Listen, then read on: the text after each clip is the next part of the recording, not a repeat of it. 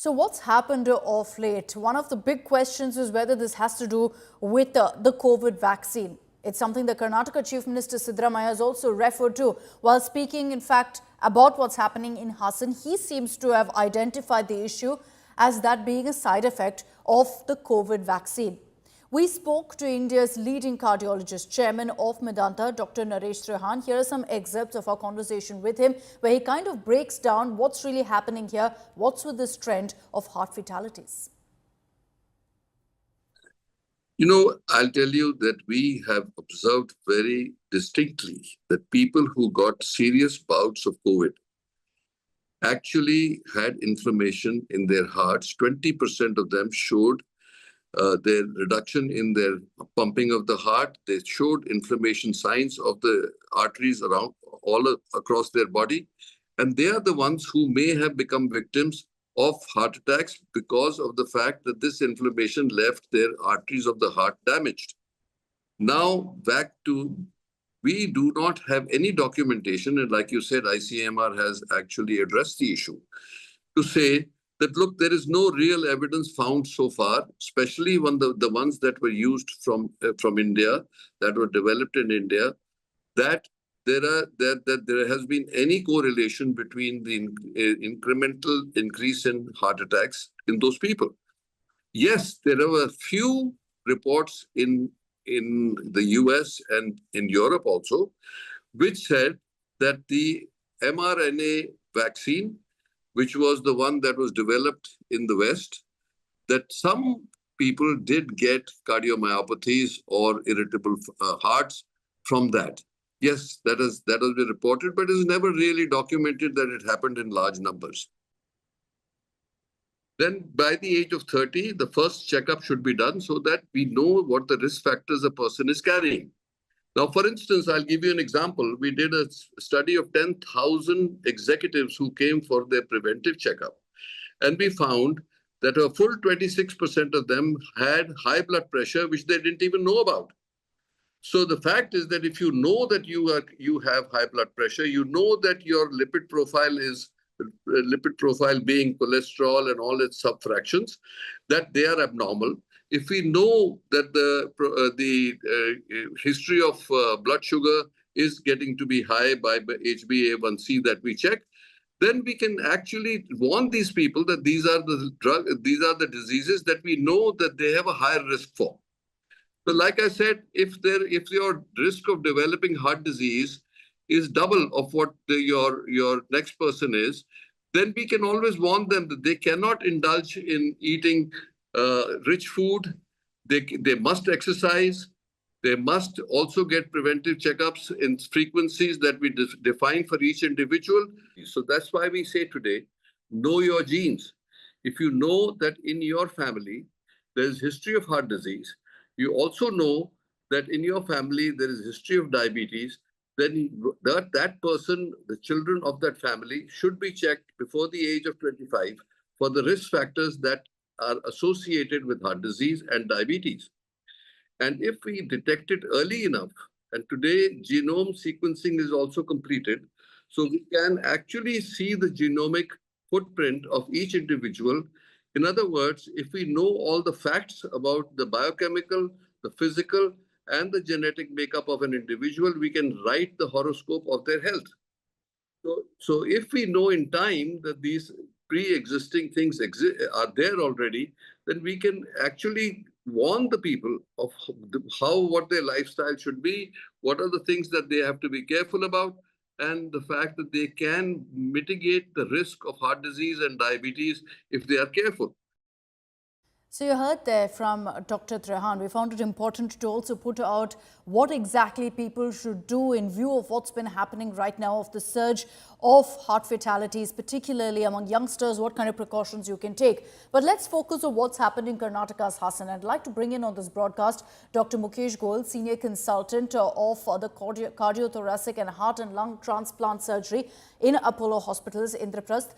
Thank you very much for your time, Dr. Goel. What we're seeing is very, very concerning. And I have no doubt that if you actually look at the data, the number of heart attacks among youngsters has risen in the last few years, not just in India, but across the world. But looking at this particular incident that's happened in Karnataka, in Hassan, what explains the fact that in 40 days in one particular location, Doctor, you have 22 deaths all related to heart attacks? So just before me, Dr. Trehan, he happens to be my teacher and my mentor. He has very deliberately explained uh, what is ailing specifically in Indian population, because we are genetically more predisposed to heart disease, and we have more hypertension in us. In one study, over age of 20, one third of Indian population suffers from undiagnosed hypertension, and we are also the diabetic capital of the world. So these hypertension, diabetes, combined with stress, work stress, social stress, and increasing incidence of smoking and alcohol intake, they are leading to more and more heart disease, and especially compared to Western population 10 or 20 years earlier.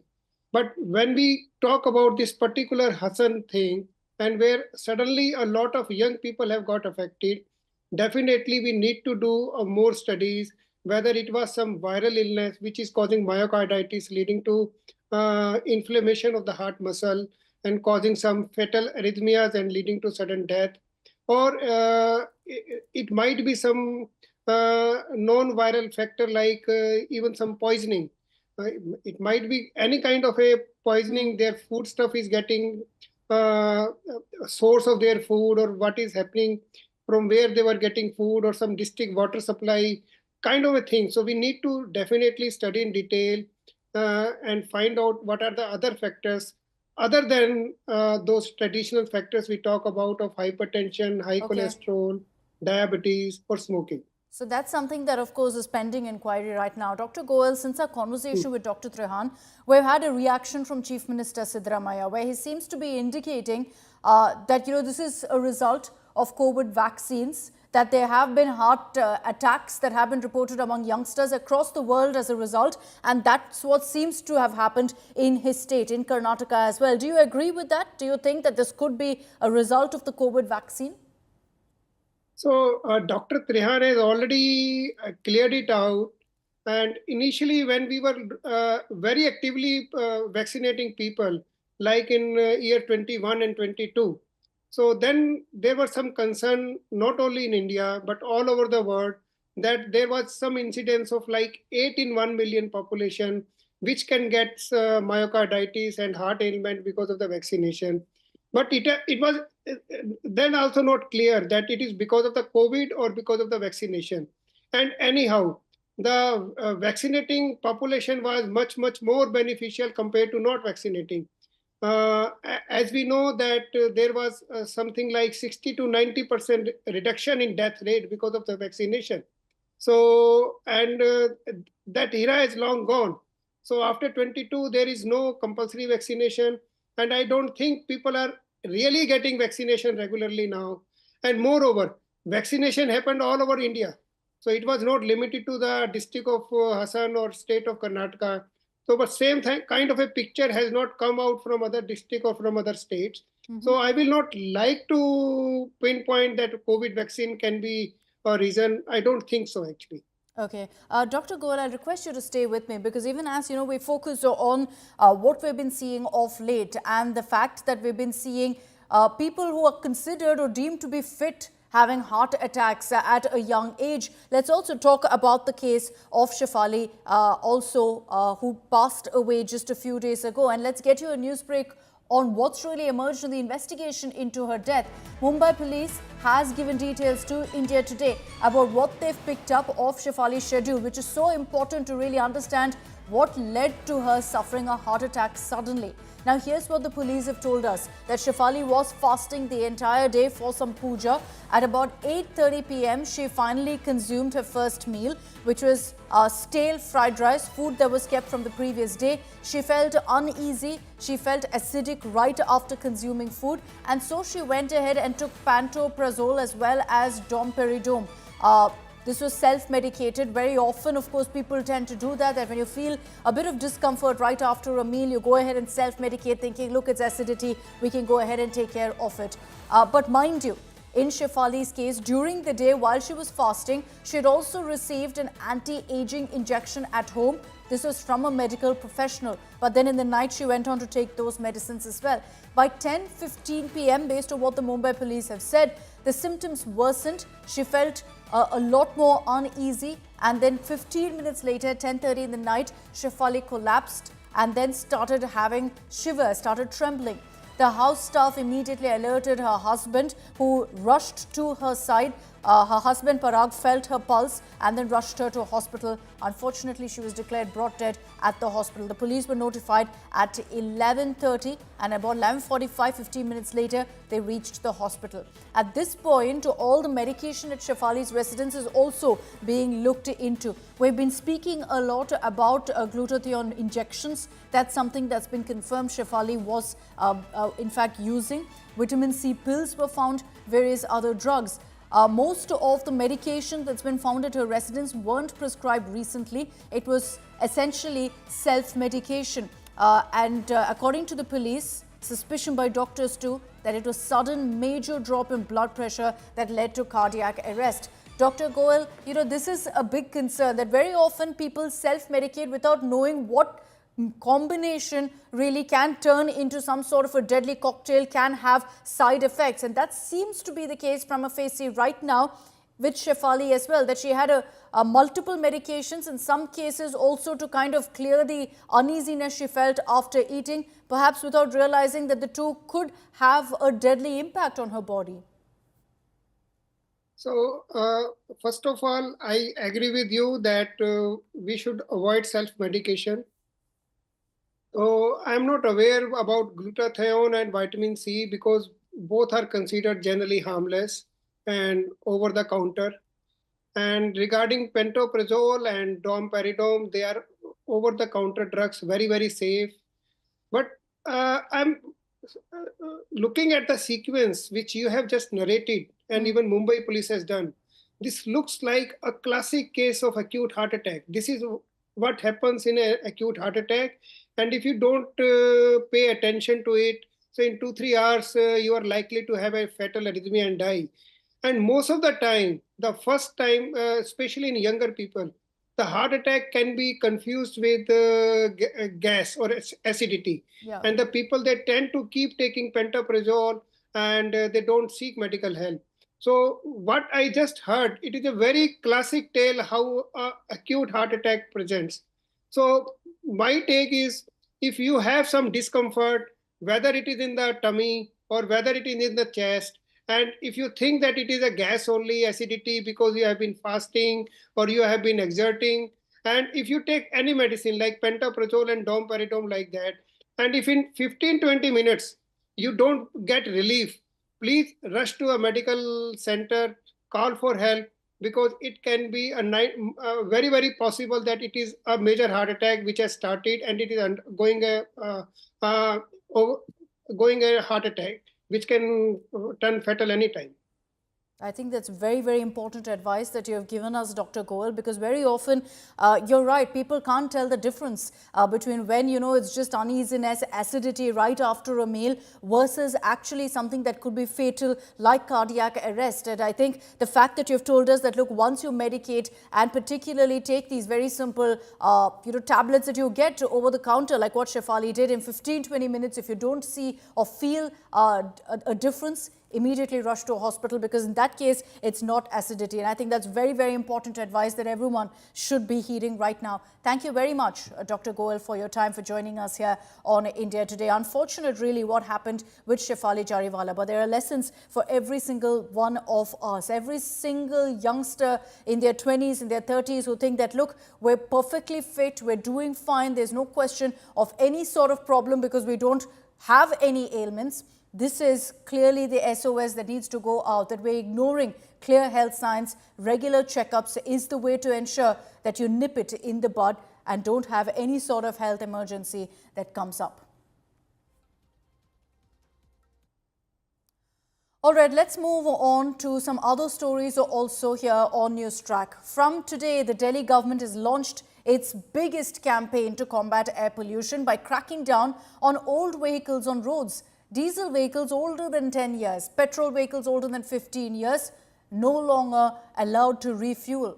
The idea of the Delhi government is to ensure that these old vehicles are off the roads. But there are so many questions being asked here, many deeming it a lazy policy, saying, does this really tackle pollution? Others questioning how you can put every single vehicle, different brands which work differently at different ages, under one bracket. Details in our report, along with voices of what Delhiites have to say about this move.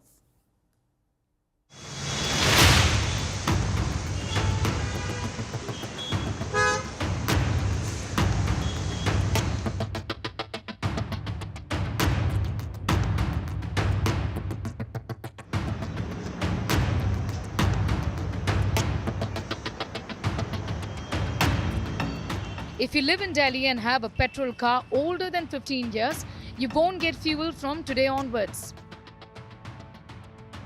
Well, if you have a diesel car older than 10 years, you might as well discard it. No fuel for you too. This ban targets all end-of-life vehicles, diesel vehicles older than 10 and petrol vehicles older than 15 years, which not just includes private vehicles but trucks, government vehicles and even ambulances. This is a directive from the Commission for Air Quality Management, or CAQM, the central agency tasked with monitoring air pollution in Delhi NCR. It follows a 2018 Supreme Court ruling that banned the use of such vehicles in Delhi city. This direction is actually going to really accelerate the work around that. And this is coupled with the system that has been put in place by the Delhi government at all the fuel stations, which will allow the identification of end-of-life vehicles and the consequent impoundment and scrapping of those vehicles. That will help us to overall clean the air in Delhi and get rid of the end-of-life vehicle. The impact is massive. Over 6.2 million vehicles in Delhi are now under scrutiny. 4.1 million of them are two-wheelers. And here's how your vehicle will be caught breaking the rule. This notice that is there and the order comes from the CAQM looking at air quality and pollution that has been caused in the Delhi and the national capital. Of course, right now this law is only implemented in Delhi and will be expanded to the NCR regions later, but very crucial for those who are still keeping these old vehicles, because once they come here and are detected at petrol pumps, they will be directly sent in for scrapping. And the traffic police as well has been told to maintain vigilance at a lot of petrol stations to ensure strict implementation of this particular order. The legal action includes challan or fine, vehicle impounding and permanent disposal of the vehicle. At petrol stations, pleas were being heard made to extend the 15 years rule to 20 years. बहुत कम time है ये, कम से कम 20 साल का होना चाहिए petrol का, CNG और पेट्रोल का, और उसका 15 का होना चाहिए, क्योंकि आदमी अपने पूरी कमाई इसमें लगा देता है. इतने बड़े आदमी तो है नहीं हम, मुश्किल से ये गाड़ी मैनेज किया है, इसको फिर कबाड़े में कैसे देंगे हम. Some have welcomed the move as they believe it will help reduce pollution and traffic in Delhi. अच्छा डिसीजन है, क्योंकि इससे इतना लोड है ट्रैफिक का. यही कुछ स्टेप्स होंगे जिसमें ये कुछ रिड्यूस आएगा, अदरवाइज तो लोग मानते गए. भाई प्रैक्टिकल लाइफ है, तो हर आदमी ये सोचता है कि चलाते रहो. One of the vehicles impounded was a 15-year-old petrol guzzling Mercedes-Benz from Ashram petrol station in South Delhi. The vehicle ostensibly in a good condition. Experts weigh in on why looks actually can be deceiving. There is a misconception about well maintenance also. Well maintenance is like you are trying to keep the vehicle with respect to its design and the way it functions well, right? But the vehicle is made in, say, year 2005. It is meeting an older emission norm, and you cannot change the vehicle to meet the BS6 emission norm. Even if you maintain it with the highest quality system. Will this have a real impact on reduction in pollution? The refueling ban will not stop in Delhi. From the 1st of November, the restrictions will likely be extended to 5 National Capital Region districts, which is Gurugram, Faridabad, Ghaziabad, Noida, which is Gautam Budh Nagar, and Sonipat, areas with high vehicle density. Will this ban deliver cleaner air, or is enforcement going to be a real challenge? With inputs from Milind Sharma, Bureau Report, India Today.